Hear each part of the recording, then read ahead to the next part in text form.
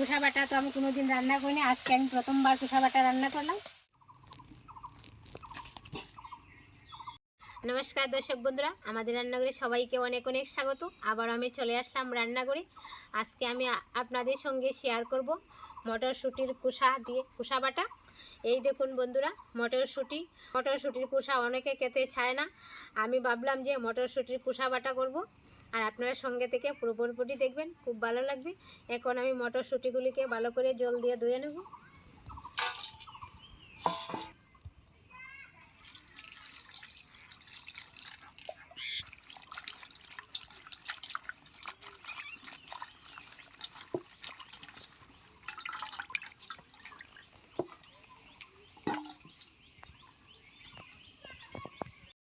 মটরশুঁটির কুসাগুলি আমি ভালো করে ধুয়ে নিয়েছি। এখন আমি সিদ্ধ বসিয়ে দেব। বন্ধুরা, উনুন জ্বালিয়ে আমি কড়াই বসিয়ে দিয়ে দিচ্ছি জল।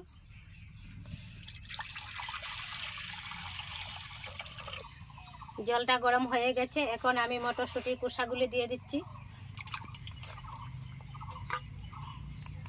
আর আমি দিয়ে দিব একটুখানি লবণ।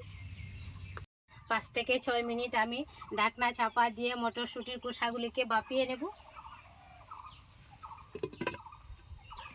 কুসা বাপানো হতে হতে আমি অন্য কাজ সেরে নেব।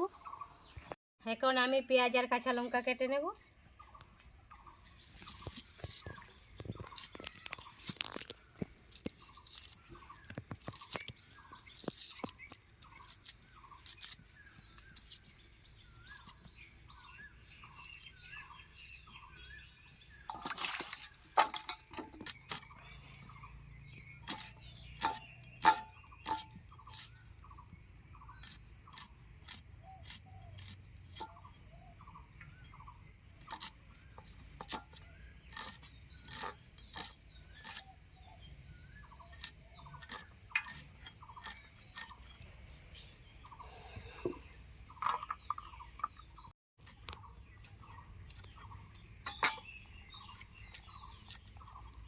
মটরশুঁটির কুসাগুলো বাপানো হয়ে গেছে, নামিয়ে নিচ্ছি।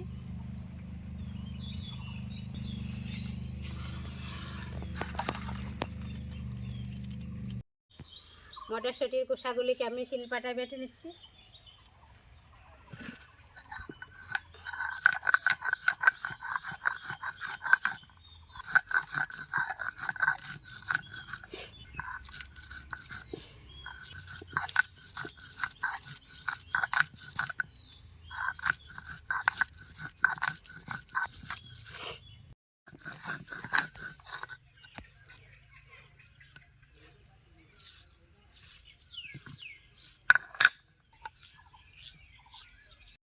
কড়াই গরম হয়ে গেছে, দিয়ে দিচ্ছি সরষে তেল। তেল গরম হয়ে গেছে, ফোড়নে দিয়ে দিচ্ছি কালো জিরে, আর দিয়ে দিচ্ছি একটা শুকনো লঙ্কা।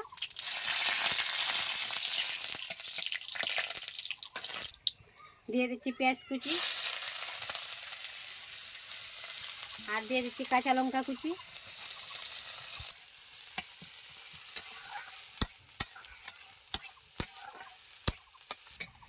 পেঁয়াজটা ভাজা ভাজা হয়ে আসছে, দিয়ে দিচ্ছি কুসা বাটা।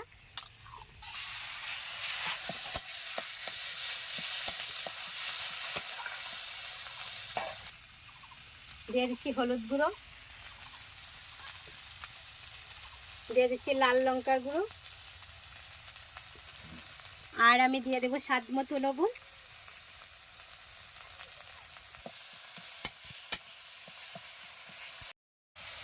বন্ধুরা, পেঁয়াজের সঙ্গে কুসা বাটা কি সুন্দর মিশে গেছে। এই দেখুন বন্ধুরা, কুসা বাটা তো আমি কোনোদিন রান্না করিনি, আজকে আমি প্রথমবার কুসা বাটা রান্না করলাম। শুকিয়ে কুসা বাটা হয়ে গেছে, নামিয়ে নিচ্ছি।